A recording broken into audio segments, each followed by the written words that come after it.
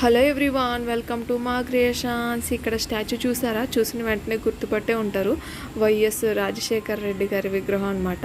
ఇది రీసెంట్గా కట్టారు. ఎంత రీసెంట్గా కట్టినా బీచ్ పక్కన కాబట్టి ఇలానే ఉంటుంది, కొంచెం ఇసుకగానే ఉంటుంది. విగ్రహానికి కవర్ కట్ ఉంది చూసారా? అది ఎలక్షన్ టైం కదా, అందుకని కవర్ కట్ ఉందనమాట. మీ అందరికీ తెలిసి ఉంటుంది, మీరు గమనించారా లేదా అని నేను చెప్పానమాట.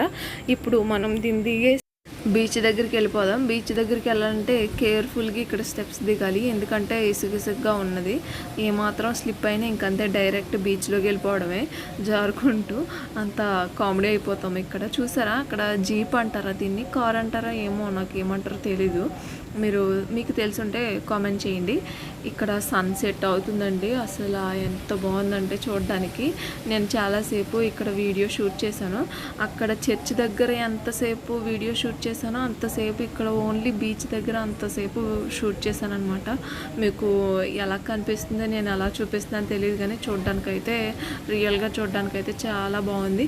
నేను ఎక్కువసేపు సన్సెట్ని తీస్తూనే ఉన్నాను, అంత బాగుందనమాట. మీకు చూపించాలని ఆతృత అనమాట. మీకు ఎలా కనిపిస్తుందని లేదు నాకు తెలియదు. ఇక్కడ ముగ్గురు కోతులు ఉన్నారు చూసారా? వాళ్ళకి ఏం బాధ వచ్చిందో ఏమో, బీచ్లో ఎంజాయ్ చేయకుండా అలా కూర్చుని ఎంజాయ్ చేస్తున్నారు. అదో శృతి హాసన్ టైప్ అనుకుంటా. వాళ్ళు లోపల ఎంజాయ్ చేస్తున్నారేమో కూర్చుని. సర్లేండి, వాళ్ళ గురించి పక్కన పెట్టేసి ఇక్కడ ఏమేమి ఉన్నాయంటే గుర్రం ఉందండి.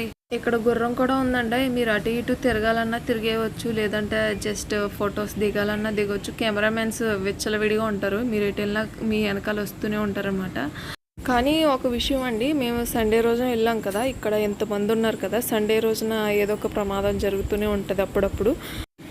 ఈ బీచ్లో ఇంచుమించు 100 మంది అలా చనిపోయి ఉంటారంట. ఎందుకంటే సండే రోజున చూసారా ఎంతమంది ఎలా ఇక్కడ లోపలికంట వెళ్ళిపోయి. అందుకనే బయట అక్కడ పోలీసులు అంతమంది ఉన్నారు.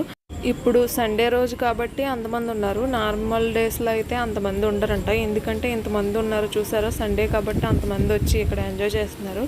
కానీ మన జాగ్రత్తలో మనం ఉండాలి. పిల్లల్ని కూడా లోపల తీసుకెళ్ళిపోయి వాళ్ళు ఏంటో మరి, నాకు భయం వేస్తుంది, వాళ్ళకి భయం వేయట్లేదేమో ఏమో. మేబీ ఇక్కడ దగ్గరలో వాళ్ళు అలవాటైపోయి అలా రావచ్చేమో, కానీ భయం కదా.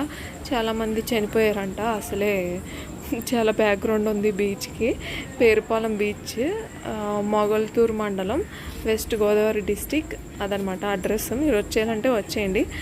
ఇక్కడ తమ్ముడు బ్యాట్ పట్టుకుని ఉన్నాడు, బాల్ ఎక్కడ పడిందో మరి, వేరే తమ్ముడు వెతుక్కుంటూ వెళ్ళి ఉంటాడు మేబీ. అక్కడ కుక్కలు చూసారా? కుక్కలు కూడా ఎంజాయ్ చేస్తాయి.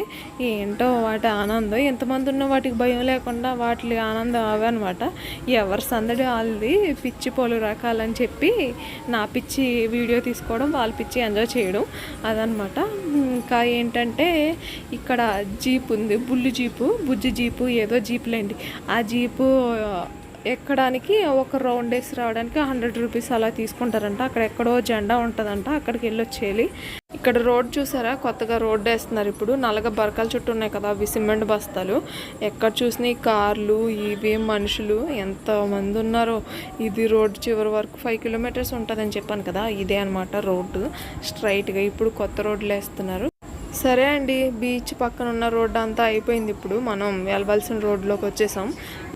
ఇక్కడ ఎక్కువ కొబ్బరి చెట్లే ఉంటాయి. బీచ్ సైడ్ అనే కాదు, మొత్తం ఎక్కడ చూసుకున్న కొబ్బరి చెట్లు ఎక్కువ ఉంటాయి. బాగుంటుంది. సబ్స్క్రైబ్.